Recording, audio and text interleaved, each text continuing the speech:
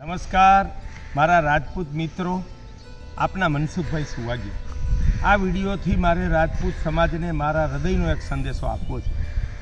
અત્યારે જ્યાં હું બેઠો છું આ ધર્મસ્થાન ખ્યાલા મઠ છે। અહીંથી પાકિસ્તાનની સરહદ 15 કિલોમીટર દૂર છે। આઝાદી પછી જ્યારે ભાગલા પડ્યા ત્યારે મુસ્લિમોની બહુમતીનો પ્રદેશ મુસ્લિમ પાકિસ્તાન આપવામાં આવ્યો, આ બાજુ હિન્દુ હતા। અહીંયા 4 થી 6 ઇંચ વરસાદ પડે છે। હિન્દુ પ્રજા અહીંથી સ્થળાંતર કરી રહી છે અને જેહાદીઓની સંખ્યા અહીં વધી રહી છે। એણે ભયાનક વસ્તી વિસ્ફોટ કર્યો યોજનાબદ્ધ। અહીંયા સુંદરા ગામમાં ગયા હતા 1965માં એક મુસ્લિમ પરિવાર અહીંયા રહી ગયો, બાકીના પાકિસ્તાન યુદ્ધ વખતે જતા રહ્યા। આજે એના 195 મતદારો છે એક પરિવારમાં। 40, 35 ને 20 55 વર્ષમાં એણે એટલો વસ્તી વધારો કર્યો છે। એ ગુજરાત બેઠા બેઠા મેં સમજી લીધું અને આ પ્રદેશમાં 51 તળાવ નિર્માણ કરી અહીંયા હિન્દુ સંસ્કૃતિ ગાય પ્રકૃતિને બચાવવાનો સંકલ્પ કર્યો। તમે અહીંયા આવો, આ 30 ગામ ભાટી રજપૂતોના છે। અહીંયા 100% ખેડૂત ભાટી રજપૂત છે, મેઘવાડ સમાજ છે, બીજા થોડા સમાજો છે। 2 મુખ્ય જ્ઞાતિ છે, દલિત બીજા નંબરે છે, પહેલા નંબરે રાજપૂત। અહીંયા જ્યારે મેં સંકલ્પ કર્યો, એક ગામમાં એક ઘરે જમવા ગયો તો અહીંયા આપણે ત્યાંના જે જૂની પરંપરા જેવી પરંપરા કે પુત્રવધુ દીકરાની વહુ પરણીને આવે તો ગામમાં એક પરિવાર એને દીકરી તરીકે સ્વીકારે। ત્યારે મને અપીલ કરી કે તમે આવું સરસ દેશનું કામ કરો છો તો આ ઘરમાં જ 2 दिन पहले एक दुल्हन आई है पुत्रवधू, आप उनके पिता बनिए। तो हम अपनी संस्कृति ने मान आपीने મેં દીકરી તરીકે સ્વીકારી। એટલું જ નહીં, એ ગામ છે મ્યાજલાલ, એ દીકરીના માનમાં અમારી સંસ્થા જળક્રાંતિ ટ્રસ્ટ દ્વારા એક તળાવ નિર્માણ કરીને એને બેટી સરોવર નામ આપ્યું। આ અમારું તપ છે।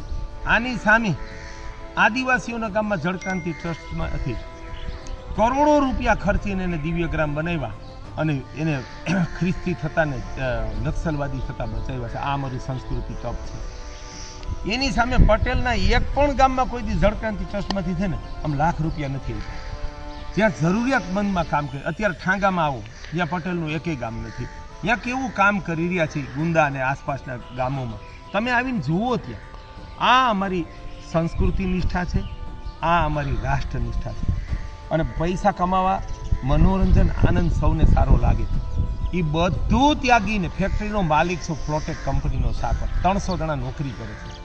ત્યારે એ વૈભવ અને જવાબદારી પણ અંગત પરિવારની જવાબદારી, કર્તવ્ય, ધર્મ છોડી અને 25 વર્ષ દેશને આપી દીધા છે ને 16 કલાક કામ કર્યું છે।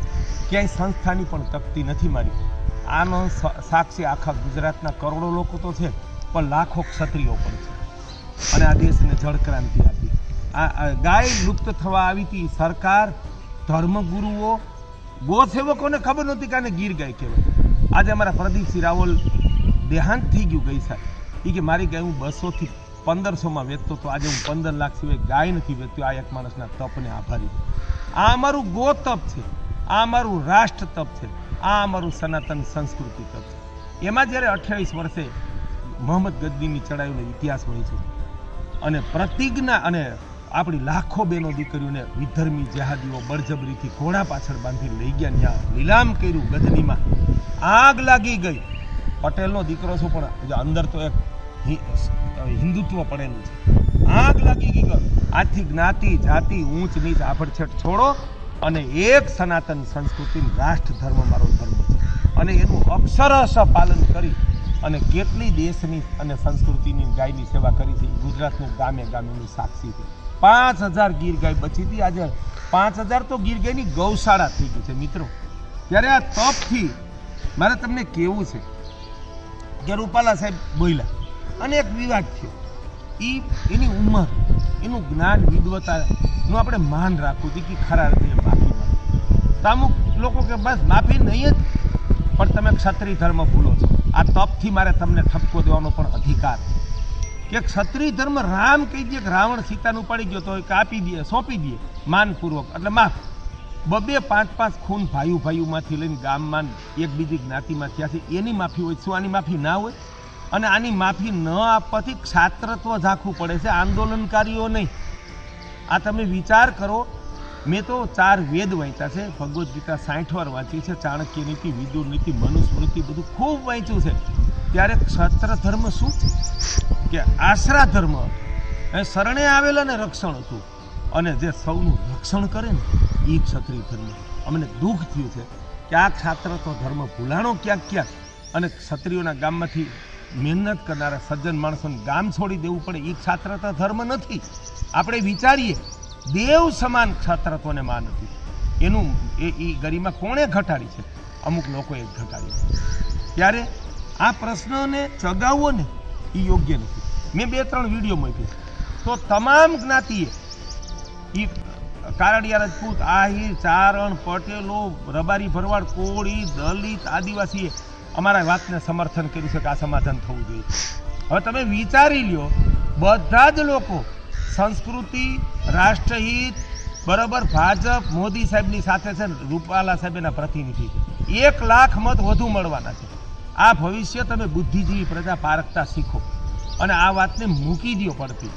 અને આ વાત આપણે ભૂલી જવાની છે. અમે એવડું તપ કર્યું છે. મારું કેવું છે, આ જીત છે ને એ શોભાસ્પદ નથી. જે આંદોલનકારીઓ છે ને એ યુવા પેઢીને ગેરમાર્ગે દોરી ગયા છે. આપણે નેતા થવું છે સમાજનો, તો કોઈ આવા જીદના ઝંડા પકડીને નહીં. આ સમાજ, ક્ષત્રિય સમાજ હોય કે કોઈ પણ સમાજ હોય, એ દારૂ, તમાકુ, ગુટખા, દહેજ પ્રથા, યુવાન પેઢી કામ નથી કરતી, આટા મારે છે, એવું અનેક ક્ષત્રિય બહેનોએ અમને કીધું છે. બરાબર, તો આ બધા પ્રશ્નો ઉકેલી અને સાચા તપથી નેતા થઈએ. અમારી પાસે કોઈ પદ નથી, અમારી વાત બધા માને છે.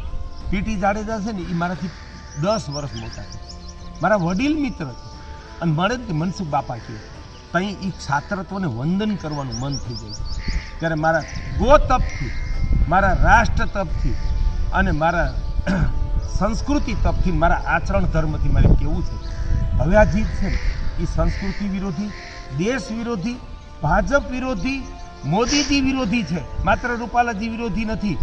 અને એમાં આખા ક્ષત્રિય ધર્મની, ક્ષત્રિય સમાજની ગરિમા ખવાય છે, ઝાંખી પડે છે.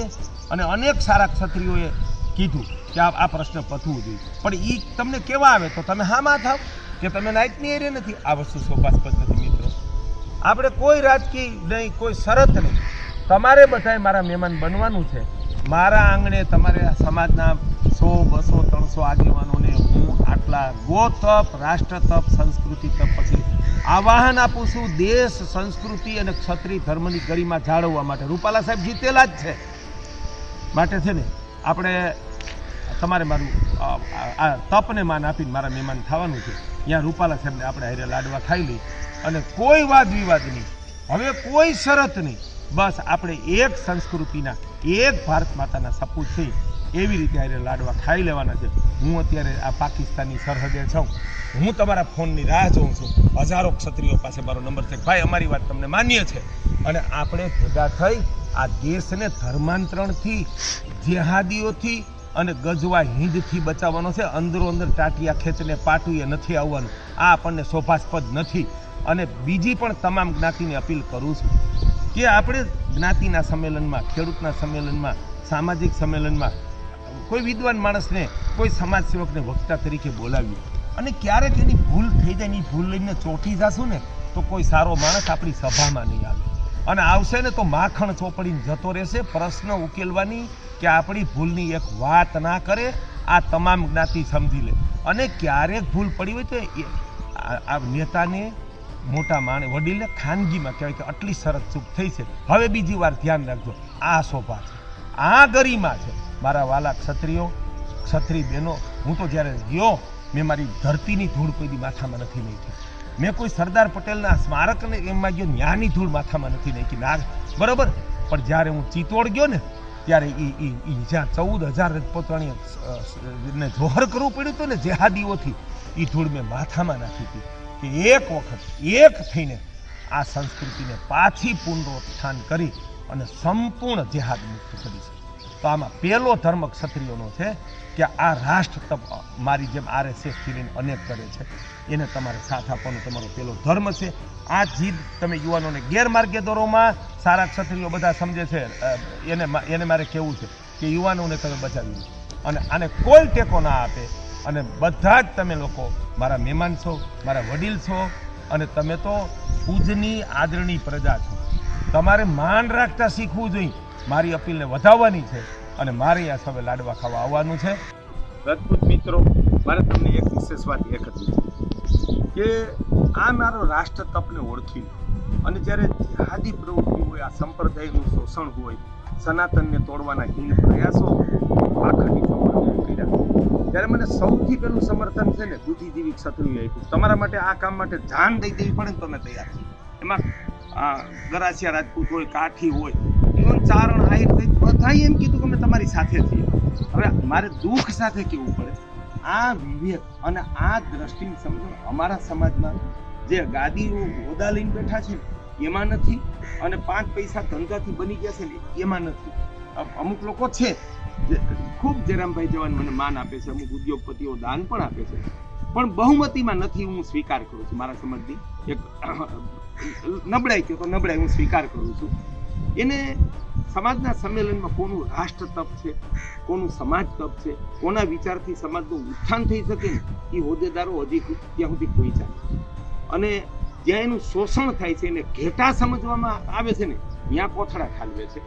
અને રાષ્ટ્ર તપ માટે અપીલ કરીને મારે ફેક્ટરી છે, મારે ક્યાં કોઈના રૂપિયાની જરૂર. રાષ્ટ્ર તપ માટે અપીલ કરીએ તો જાણે મનસુખભાઈને દાન દેતા હોય ને એવું માની અને ઊભા રહી ગયું છે. ત્યારે એ સમજણ મારા સમાજમાં તમારી પાસે છે, એટલે મારી અપેક્ષા છે અને પૂરી શ્રદ્ધા છે કે મારી લાગણી અને મારો આ રાષ્ટ્ર તપને તમે પૂરેપૂરું વધાવશો, એ શ્રદ્ધા રાખી.